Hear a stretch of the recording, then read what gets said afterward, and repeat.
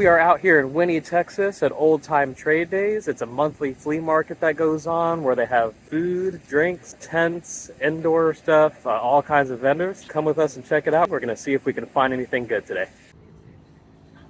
So immediately I'm liking the way this is all set up. Nice bright colors. Whoever set this up when you first walk in was really smart because it just puts you in a good mood. All these yard ornaments and just brightly colored and real festive. And so hopefully this is a good sign that I'm going to find some good stuff. I thought these were pretty neat, but they were priced a little bit high and nothing I would really resell.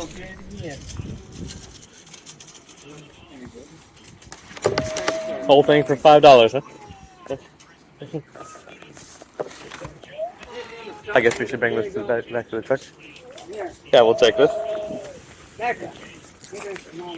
So this guy just sold us this whole box of old cassette tapes for $5, and there's a ton of them in here. We have Jimmy C. Newman, Sammy Kershaw, just a bunch of them in here. Chris Christopherson. So even if we sold them for $1 or $2 each, I think we can get some kind of profit off of this. I mean, definitely not a bad deal for $5. Pretty cool. You know, we're definitely seeing some good stuff out here. You know, a bunch of building stuff, Legos. Legos usually sell for really high, and he had this tote, especially the Star Wars one, but I just felt like he was going to want way too much, so I kept going. Yeah, I guess so. Okay, I'll be right back. Okay. I'll be here. I mean, I feel like if I wouldn't have been in such a hurry this day, I probably would have grabbed some more stuff and taken a little more time to look through, because I think I really could have found some gems, but, you know, I took a peek through the albums and spotted this. Now, normally when you see a bright, hot, electric pink record in a stack of other records and it doesn't have a box, you're going to be a little more curious. So I started looking, I looked it up, and this is actually Run the Jewels. And never heard of them before, but I'm open to looking at new things, and then I found the cover for it, the sleeve, with the second record inside of it, and this really cool album art. Both the cover and the two vinyl records were in excellent shape. I mean, not a single scratch, nothing. So I went ahead and grabbed them, because I'm like, you know what, this has got to be worth more than the $3 or $5 that he's wanting for it. So I can definitely turn a profit on this for sure. So here's a perfect example of what not to do in thrifting. I missed this viewfinder, but I got the actual cartridge, and then I missed these Atari games. Maybe I was afraid that they were going to overcharge or something, who knows.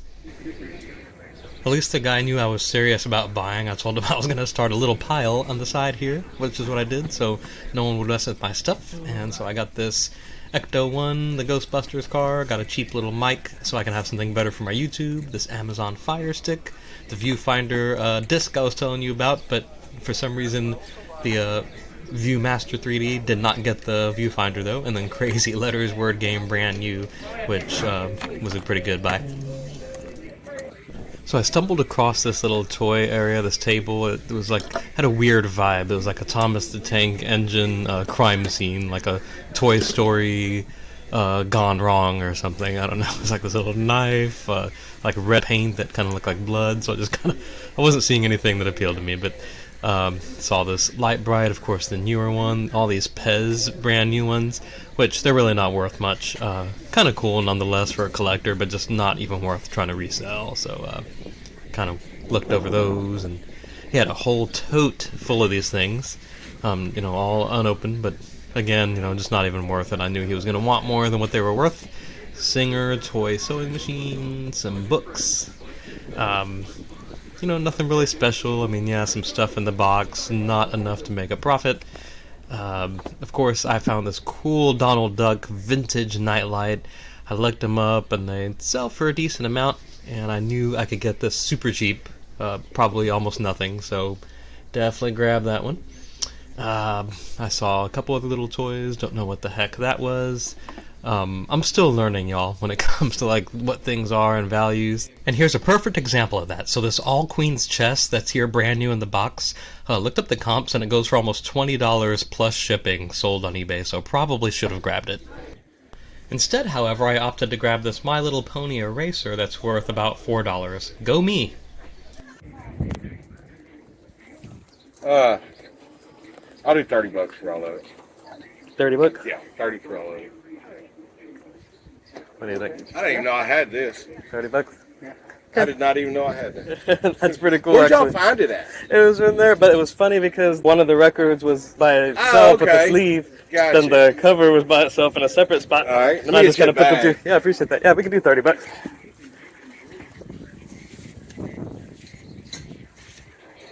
Yeah, the record had wandered off from its cover somehow. Yeah. So 30 bucks for all that was not a bad deal. I mean, I can definitely make some profit off that for sure. Ooh, it is hot out here. You go to the beach after we're done here. We're staying in a camper. I guess that's part of it when you're a reseller. You have to go through the inclement weather, go through the hot, scorching weather. It's not always glorious. But it's worth it. And I enjoy it too, digging through the stuff and finding the treasures. I know, right? It's like it's like no shade either. The only saving grace is the wind. That nice breeze that we get every now and then. Otherwise, it's just like scorching hot desert out here. And you would think the white rocks make it better instead of black, but it's like the heat reflects off of the white, makes it feel even hotter. I think I remember this woman that runs one of these shops because she has all this stuff sitting out. She has a bunch of cool stuff on the inside. But yeah, for 30 bucks, I think we got a really good deal on all this stuff. So we'll find out later when I look up comps. The AC is free. Yeah. When you gave those away, just for the Easter eggs.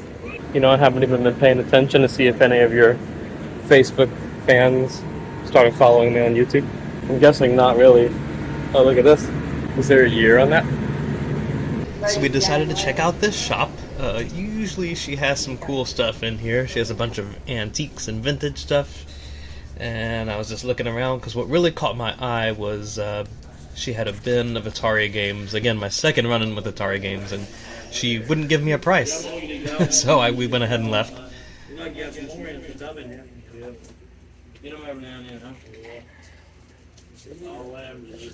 If you can grab those remotes. I want to go ahead and get those. These are a couple of dollars each. Which one's 10 each? Yeah. Any remotes that he has. Let's see what kind of deal he can give you on all of them combined. That one's 10? Yeah. Just see what he can do on all of them. How many is it? 6. Maybe 10 bucks for all of them. Lots of cool stuff.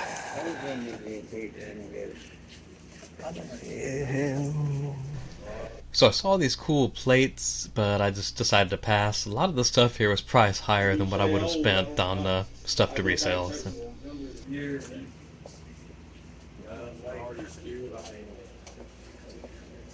Marty Robbins, some kind of stuff like that. 60s and late 50s, early 60s. Yeah. That's before my. How much do you do for all of these? If we buy all the remotes, what kind of good deal can you give us? I think we can do 10. What do you think? With my money, I guess I'd be there. Sounds fair to me. Well, I appreciate it. All right, thank you so much. You too. Back out in the heat. Yeah. So I think we're gonna go ahead and wrap it up. We found a few good things. It's kind of hot. We're not seeing anything else. A lot of people, they're closing up shop early. They're saying that they close usually their stores around 3 or so they can get out before 5 o'clock. So I think we're gonna go ahead and head on out. I'm gonna do a little recap and show you all some of the stuff that we found.